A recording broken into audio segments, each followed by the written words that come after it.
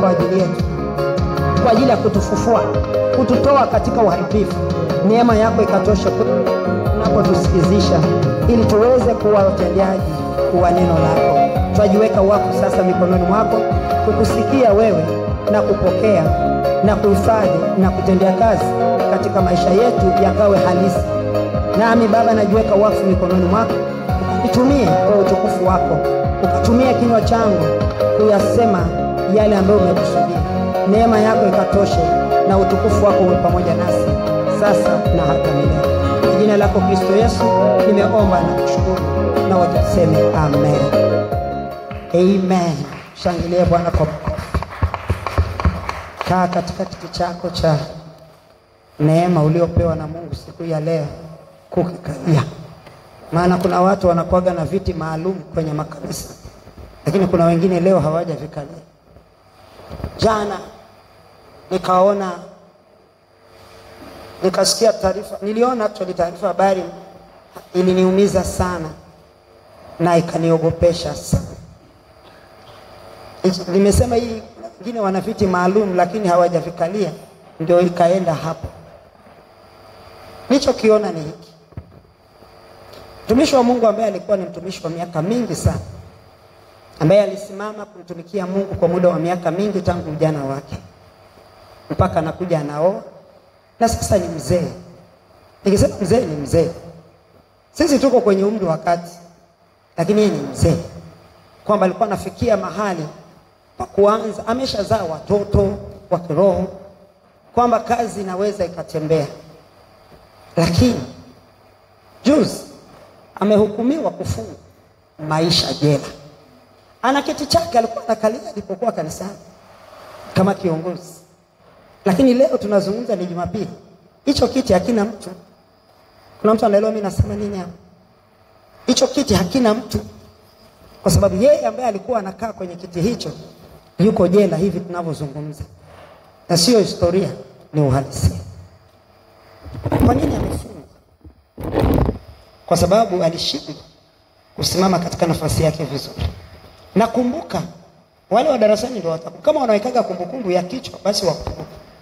Nikasema mwaka jana nikasema ya kwamba mwaka huu 2025 Mungu anakwenda kuexpose, anakwenda kuwafunua watumishi, kuwaweka wazi watumishi waliokuwa wanatumia jina lake lakini walikuwa hawatembei na yeye.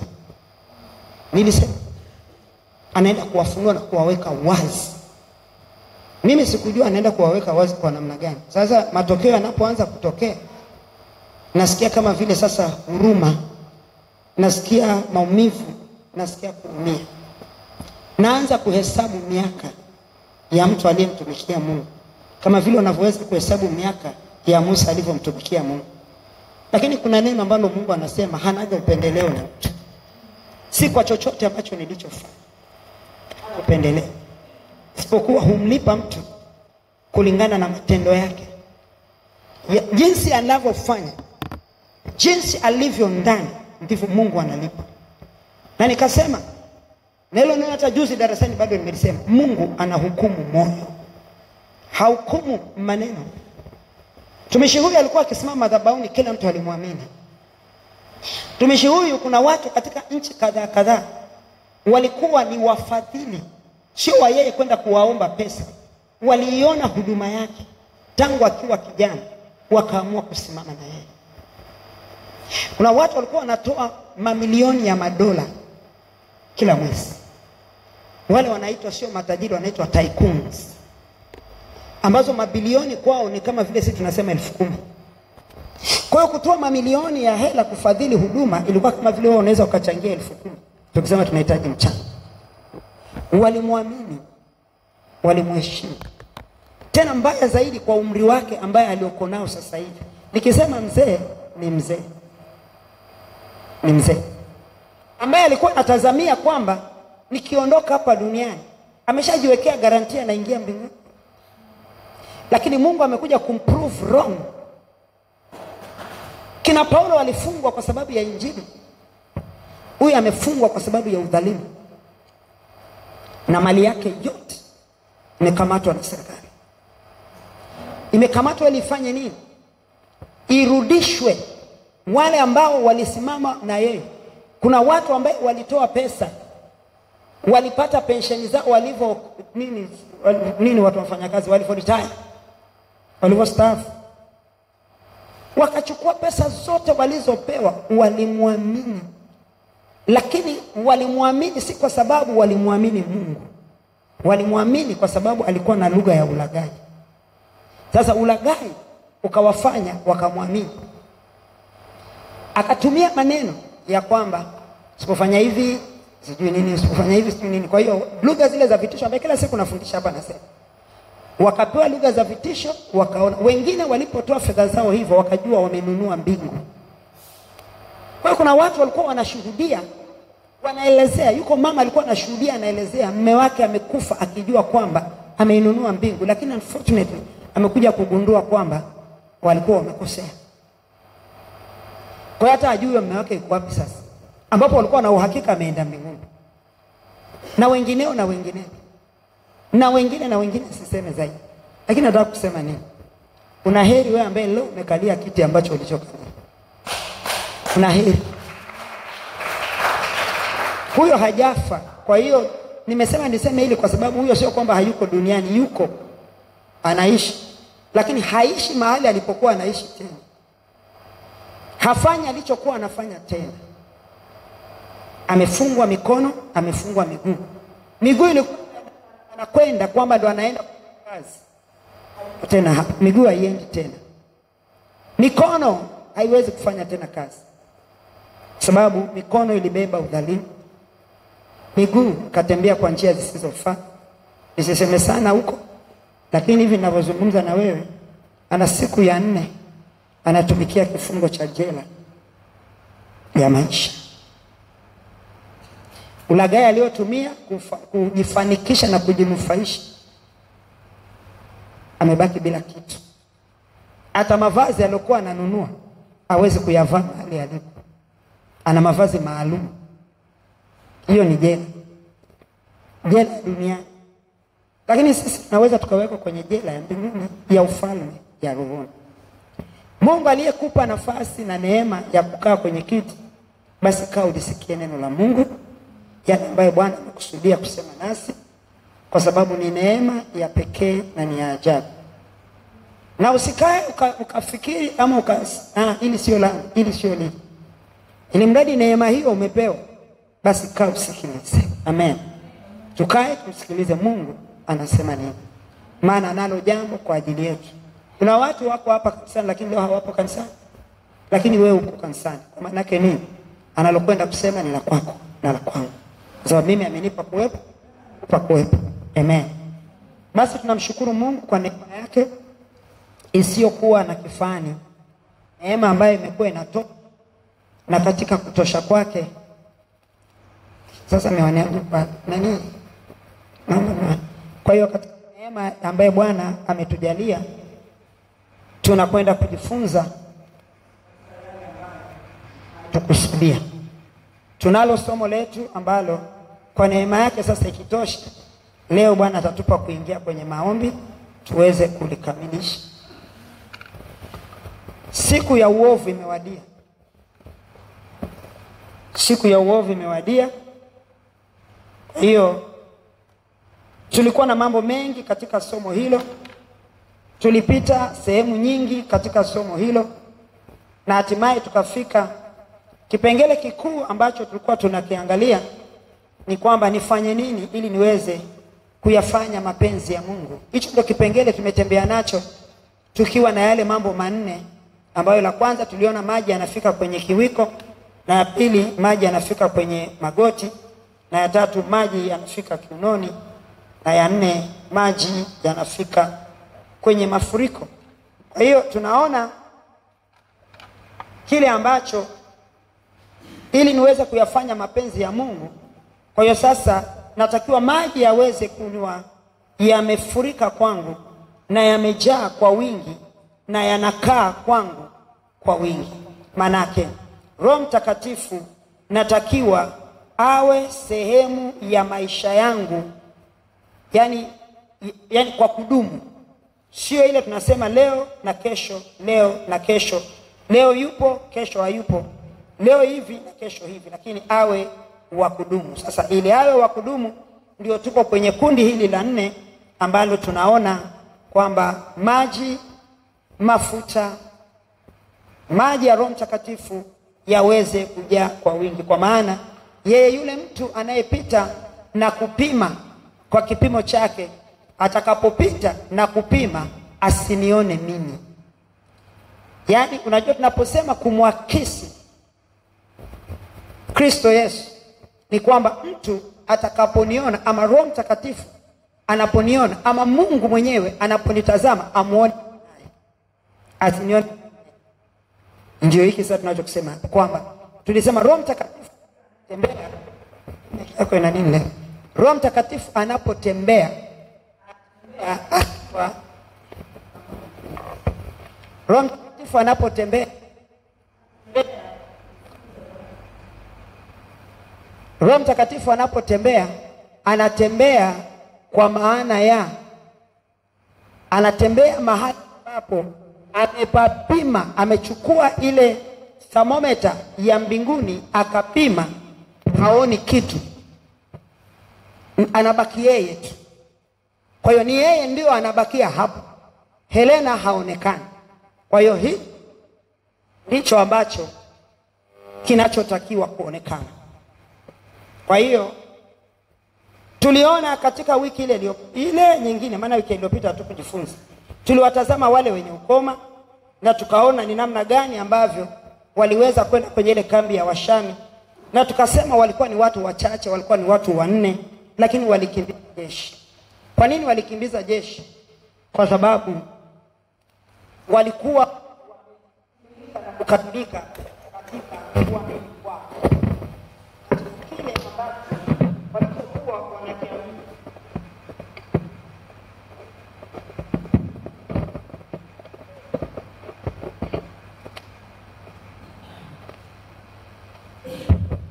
Walikuwa katika kile walichokuwa wao wamekiamini. Sasa sisi tunatakiwa kukamilika katika kile tunachokiamini. Hatuwezi kutembea kuishi na Yesu tukiwa nusu. Hapo ndio tunaposema kwamba Roho Mtakatifu anapopita na kupima kipimo chake, anakuta kuna maeneo yako wazi, na yale maeneo yaliyo wazi ndiyo milango ambayo shetani huwa anaitumia kutuweza. Tunapokuwa katika kushindwa ni kwamba kuna mahali mlango ulipatikana, mahali ambapo palikuwa wazi. Goliath asingeuawa kama lile tundu lisingekuwepo. Lile tundu, yani kile kinini kilichobakia kwa uwazi ambao ulibakia katika ile kofia yake ambayo alikuwa amefunikwa kila mahali. Alikuwa anafunikwa kila mahali. Lakini hapa palikuwa pako wazi. Ila yeye hakuona wala hakujua. Sasa yanakuwa maeneo mengi ambayo yanakuwa wazi kwetu, lakini sisi tunakuwa hatuyaoni. Na kwa kutokuona kwetu ndipo mahali ambapo adui anapopata nafasi ya kuweza kupenyeza na kuweza kuingia, tunakufa kiroho. Anatuua kiroho, anatumaliza kiroho. Lakini tunaona kuna watu hapa wale 4 ambao tuliwatazama, tuliona ni namna gani ambavyo jeshi la mbinguni lilitembea na wao wakiwa hawana taarifa kama wanasindikizwa na wanalindwa. Lakini kwa sababu gani? Yale maamuzi ambayo walikuwa wameyafanya wao mwanzo, wakiwa pale chini kwenye ile lango, wakiwa wanaomba, wamezoea aina fulani ya maisha, na ile aina ya maisha iliwaweka wao watu kuwapita na kuwaona kama walivyo siku zote, ambapo hayo ni maisha ya aina ambayo ya wokovu sisi kanisa mara nyingi, ama kwa wengi ama kwa baadhi, tumezoea kuyaishi. Kwamba miaka nenda miaka rudi, sisi ni hao. Tunaona wale tumezoeleka kwamba sisi ni hao. Ikimuona Emmanuel nimezoea kumuona ndo huyo. Ikimuona Peter kule nimezoea kumuona ndo yeye, kwa sababu ndio sura ninayoiona kila siku, ndio mwenendo alionao kila siku, kwa hiyo anabakia kwa yeye. Lakini siku ile ambayo walifanya maamuzi, so wakati walikuwa wakionekana kwamba ndio wao hao kila siku, kwani jeshi la mbinguni lilikuwa wapi? Alikuweza kuwa na wao pale kuwatetea na kuwapatia kile ambacho walikuwa wanakaa hapo miaka yote wakiwa wanaomba. Kwa nini siku moja tu Mungu akuwapatia alafu wakaondoka hapa? Lakini zuia, hawakuwa wamefanya maamuzi ya kuweza kuruhusu hayo maji yatoke kwenye kile kiwango cha hapa kwenye kiuno ambacho tunasema. Kwa sababu si kwamba Roho Mtakatifu ataachia tu, inahitaji maamuzi yangu. Nilisema katika kile yale maji ya kwenye kiuno, eneo ambalo la mtu yuko katikati, anavutwa huko anavutwa huko, kwa hiyo atakwenda wapi? Sasa yale maamuzi yale nitakao yafanya wakati huo ndio yatakao ruhusu sasa maji yaendelee kunijia, mafuta Roho Mtakatifu yaendelee kupanda, yachukue mkondo wake, yanifunike. Na yale maamuzi nitakao yafanya pale ndio yatakao kwangu, nitabakia pale, na nitakapokuwa pale nitashuka. Na ninaposhuka, shida nini?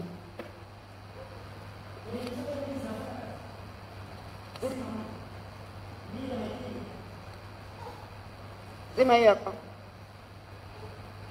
Kwa hiyo utakuta kwamba ninapotembea, ninapoishi sasa, kwa sababu sijafanya yale maamuzi yaliyokuwa yanatakiwa, mimi nitaanza kushuka na sitajua kama nashuka. Na itakaponishusha mimi nitakuwa wa kuweza kusimama na kushindana naye. Huo uwezo huo sio wa mtu, ni uwezo wa kifalme. Kwa hiyo sio wa kwangu, kwa sababu mimi kilichotakiwa ni maamuzi. Sasa yale maamuzi ndio yaliwafanya hao wenye ukoma wanne wanatembea, mbingu ikaja jeshi. Sio wao waliomba, hawakuomba jeshi la kwenda nao. So wao walikuwa wanaenda kutafuta chakula, na walifanya maamuzi ya kusema kwamba tutakufa tu, tukienda tutakufa, tutakosa hiyo chakula. Twende tufanye maamuzi, twende. Kwa hiyo wakaondoka wakaenda. Kwa hiyo mimi ninachotakiwa ni mimi mwenyewe kufanya maamuzi, na hayo maamuzi nitakayoyafanya ndiyo yatakao nitengenezea mimi mazingira ya namna gani na kwa kiwango gani mafuriko yatakuwa yamenifikia mimi. Yatakaponifikia sasa, tukasema kwamba napoteza sasa ule uwezo ambaye nilikuwa nao wa matakwa yangu, kwamba ile hali ya mimi kushindana na Mungu. Maanake hatushindani na Mungu kwa sababu yoyote ile, tunashindana na Mungu kwa sababu matakwa yetu yamebeba uhai kwenye nafsi zetu, na yale matakwa yanayobeba uhai kwenye nafsi zetu ndiyo yanayozuia mapenzi ya Mungu kukamilika ama kutimilika kwenye maisha yetu. Kwa sababu mapenzi ya Mungu hayawezi kutimilika wala hayawezi kufanyika wakati kuna mapenzi yangu bado, haiwezekani. Ndio maana tunasema ya kwamba hii ni nature. Lazima awepo mtu mmoja kwenye moyo wa mtu. Kama ni swala la ndoa hivyo, lazima awepo mtu mmoja ambaye ndio mke kwenye moyo wa mtu. Hakuna historia ya kusema ana wake watatu hata anawapenda wote. Hakuna kitu kama hicho, kwa sababu moyo hauwezi kugawanyika hata siku moja. Kama jinsi ambavyo ilivyo, matakwa yangu hayawezi kubeba uhai alafu na mapenzi ya Mungu yakabeba uhai ndani yangu. Lazima ya kwangu kwanza yavunjwe. Lakini yanavunjikaje? Ni mimi, maamuzi yangu. Mimi sina uwezo wa kuvunja mapenzi yangu, hata nikafanya nini siwezi. Sina uwezo wa kuondoa matakwa yangu, siwezi. Ila iko nguvu ina uwezo wa kuweza kuiondoa pale nitakapofanya maamuzi mimi ya kutaka. Ndio maana nasema kwenye Wafilipi sura ile ya 2 mstari wa 12 kwamba na tutendee wokovu wetu kazi kwa ile hofu na kutetemeka. Yaani tuweze kutambua, tuweze kufahamu kwamba huu wokovu unatutaka sisi kufanya nini. Sasa nikitambua, ndipo nitaanza kuutendea kazi. Then ile nguvu ambayo iko ndani ya wokovu ndiyo itabomoa mapenzi yangu. Itabomoa, yataenda yakinyauka, mwisho yatakoma. Kwa hiyo nitajikuta kwamba siishi tena kwa mapenzi yangu. So wokovu tunaokuwa nao, kuna mahali tumepungukiwa. Tulichopungukiwa nacho ni maamuzi ya kutoka kwenye maji ya kati ya kiunoni kufika kwenye mafuriko ya Roho Mtakatifu. Haya ni maamuzi ambapo anakuwa ameyafanya mtu. Na nakumbuka nikasema kwamba watu wengi tuliookoka tuko hapa, na watu wengi ambao wanaaminika kwamba wamekuwa kiroho na wako katika hali fulani ya rohoni wako hapa bado, kwa sababu kiwango hichi cha mafuriko ni kiwango chengine. Ni kiwango ambacho ni kiwango chengine. Ni kile kiwango ambacho Yesu Kristo aliwaambia wale watu Wayahudi, msipopokea ufalme wa Mungu kama mmoja, yani kama watoto hawa, mkawa kama watoto. Manake mtoto ni nini? Hana kitu anachoweza kufanya yeye, bado anamtegemea mzazi wake kwa kila kitu, kula, kuvaa, kuishi. Hata hiyo elimu anayoitaka bado hawezi kujisomesha. Kwa hiyo bado anamhitaji mzazi wake ampeleke shuleni. Kwa hiyo akasema msipoweza hivyo. Tena alitumia neno kamwe. Jana anawaambia msijidanganye. Kamwe hamwezi kuingia kwenye ufalme wa Mungu. Ni Yesu alisema, sio Helena. Ni Yesu. Hamwezi kamwe. Kwa maana yake ni kwamba, kwa lugha nyepesi, mlango wa mbinguni niweze kuingia, hichi kiwango cha namba 4 kinatakiwa kitimilike kwenye maisha yangu. Niweze kufika mahali ambapo Roho Mtakatifu atachukua nafasi yake katika utimilifu wake, ili aweze kuyafanya yale ambayo alikusudiwa kuyafanya. Ndiyo maana akaachwa. Yeye aliachwa hapa duniani atukamilishe sisi, maana sisi hatuwezi. Na yeye asipoifanya kazi hiyo kwangu, kwa sababu mimi maji yamefika hapa, kuna milango iko wazi huku, macho bado ni miania, kinywa bado chazungumza upuzi, masikio bado yanasikiliza upuzi, mikono bado inashika hiki na kile kisichofaa, maji yamefika hapa. Roho Mtakatifu hawezi kukamilisha kazi aliyotumwa akaachwa akae hapa aifanye kwangu ama kwako ama kwa mtu awai yeyote anayesema kwamba ameokoka. Kwa tukisema ya kwamba wokovu si lele mama, sio ule ambao tunaojua na sio ule tunaofikiria. Wokovu umebeba asili ya ufalme wa Mungu, na ndiyo maana aliachiliwa yeye aliye asili ya ufalme wa Mungu, ambaye ni Roho Mtakatifu, aweze kukamilisha ili tuweze kuingia. Bila yeye kukamilisha, narudia tena kusema, kama Yesu alivyowaambia wale Wayahudi, kamwe hatuingii kwenye mlango wa mbinguni. Kamwe hakuna mtu anavuka. Hata mimi Helena niliyesimama hapa naye sema sitavuka na wala sitaingia. Na hicho ni kilio changu kila itopo leo. Namwambia Mungu, unanipa mimi kuwabeba watu. Unaweka kusudi lako na neno lako ndani yangu na kuwaonya watu. Neno lako hilo hilo na linionye mimi kila itopo leo. Linionye na mimi kila itopo leo. Maana sitaona na sitataka kuona. Mimi nashuka kuzimu. Ulioweka hazina yako ndani yangu kwa ajili ya watu, halafu mimi nishuke. Kwa sababu hata mimi kamwe sitaingia. Sasa hawa watu 4 waliruhusu ule uweza wa kifalme ukafanya kazi ndani yao. Na ule uweza ulipofanya kazi ndani yao, maamuzi waliofanya, mbingu zilitambua kuna wenye ukoma 4 wako safarini wanaenda kwenye kambi ya Washami. Wacha wewe ambaye kila ukikaa mashaka yamejaa ndani, kwa sababu hujui hata kama nani anatembea na wewe. Hata ule malaika mmoja tu wa ulinzi bado hatuna uhakika kama yuko na sisi. Je, wale wa vita wa Mikaeli tunawezaje kuwa na uhakika kwamba wanaweza wakatupigania? Je, huyo Bwana aliyesema visasi ni vya kwake, tuwaje na uhakika kwamba yeye anaweza kutupigania? Jibu ni hapana. Na hiyo ni dalili gani? Maji hayajafika juu. Hata tuweze kumtegemea, hata tuweze kujua ule uweza ambao Roho Mtakatifu alibaki nao hapa kwa ajili yetu. Mashaka, hofu na wasiwasi ndani ya wokovu ni dalili ya kuonyesha kwamba maji yako hapa ama yameshuka chini. Lakini huku juu ni wale watu ambao wanaoweza kumwamini Mungu hata kama mazingira yamekataa. Wakoma mazingira yaliwakatalia, hali zao ziliwakatalia. Kwanza swali, wale wanaokoma, mkoma si mkono vidole hakuna. Sasa anaenda atabeba na nini? Hali haikuwazuilia. Hawakuwaza kwamba hatuna mikono. Wana mikono wa kupokea shilingi tu na labda walikuwa na bakuli. Na hiyo njaa ambayo imefanyika mahali pale, wao wanaenda kuchukua chakula. Wanabebea wapi chakula? Hawakwenda na mfanyakazi, hawakwenda na mtu wa ziada.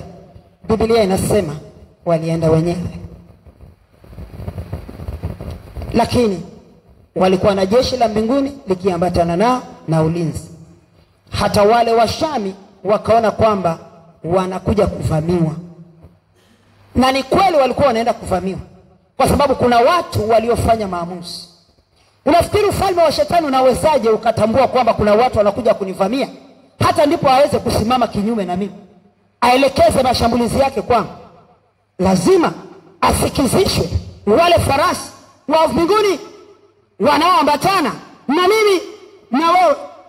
Sasa kama hawasikii hao, wao kitembea unatembea tu, asikie zile kwata kwata kwata kwata, farasi wanakimbia. Atakimbia anakimbizwa na nini? Kwa sababu hawakimbii pepo, mashetani hawakimbii kwa sababu wao unatembea. Wanakimbia kwa sababu kuna jeshi la mbinguni linaloambatana na wewe, ambalo linamsikizisha wewe mfalme wa ule shetani. Kwa hiyo wanaposikia wasikii nyayo zangu, wanaposikia wasikii sauti yangu, wanaposikia wasikii maneno nao yatamka, wanasikia kwato za farasi wa mbinguni. Na hizo kwato za farasi wa mbinguni ndio zinamfanya shetani anakimbia kabla haujamfikia. Kuna mtu anaelewa mimi nasema kitu gani mahali hapa? Haleluya. Inahitajika maamuzi. Hiyo ni point ambayo unatakiwa uiweke maanani. Maamuzi yako ndio yatafanya mafuta ya Roho Mtakatifu yakajaa kwa wingi kwako. Hata ndipo uweza wa kifalme ama ufalme wa Mungu uweze kuonekana sasa kwamba unatimilika kwako ama kwangu. Mpaka ndipo iweze kuonekana ufalme, uweza wa kifalme unatimilika kwako ama kwako. Kuna hatua hizi ambazo tumetoka kuzisema, hizi za magotini. Hata sasa hivi tunapozungumza habari ya mafuriko, tunazungumza na habari za hapa. Maana lazima nitoke hapa ndo niingie hapa. Tunapotoka katika kipengele cha kiunoni, yani kwa maamuzi sasa, maana maamuzi ndio yananifikisha hapo juu. Kuna kitu tunatakiwa nikifahamu. Kitu gani? Nimewekwa hapa ama nipo baada ya kupokea wokovu, kwa sababu kuna mbegu ya uzao imewekwa ndani yangu. Na ile mbegu ya uzao ndio inayotakiwa iweze kusababisha uzao wa ufalme wa Mungu uzaliwe kupitia mimi kwa namna yoyote. Lakini kwa nini mbinguni watu hawaingii leo? Ni kwa sababu kuna utasa huko ndani ya kanisa. Ile mbegu imeuawa. Kwa hiyo ule utasa ulioko ndani ya kanisa ndio unaosababisha ufalme wa Mungu unashindwa kuzaa, kwa sababu kanisa halina tena ile mbegu ambayo ndio ingeweza kuzalisha. Ila mtu ama kanisa sasa anazalisha yani anazalisha kinachomhusu yeye. Ndio maana kila mtu, asilimia kubwa ya watu tunaoonekana ndani ya kanisa, tumekuja kwa sababu ya mambo yetu na si kwa ajili ya ufalme. Juzi Ijumaa mtumishi wa Mungu Esther ametufundisha hapa. Akasema tunatakiwa tukae, tunapokuja kanisani, ninapotoka nyumbani na kuja kanisani, nijue nimekuja kwa ajili ya Mungu na sio kwa ajili yangu. Lakini asilimia 90 ya watu wote tunaowaona wanaenda kanisani hawaendi kwa ajili ya Mungu. Na hiyo ndio dalili ya kuonyesha kuna utasa. Alafu dalili ya pili ya kuonyesha kuna utasa, wangekuwa wanaenda kwa ajili ya Mungu, mbinguni wangekuwa wanaingia watu. Lakini kwa sababu wako disconnected, ile mbegu ya ufalme haina uzao tena, kwa haina uhai. Mbegu ya wokovu ambayo watu walipokea imepoteza uhai wake. Kwa hiyo mtu atakuja akipata nafasi, kwa sababu ana nafasi sasa, mambo yake hayajamzuilia. Ama mwingine atakuja kwa sababu amekwama kwenye mambo yake, kwa hiyo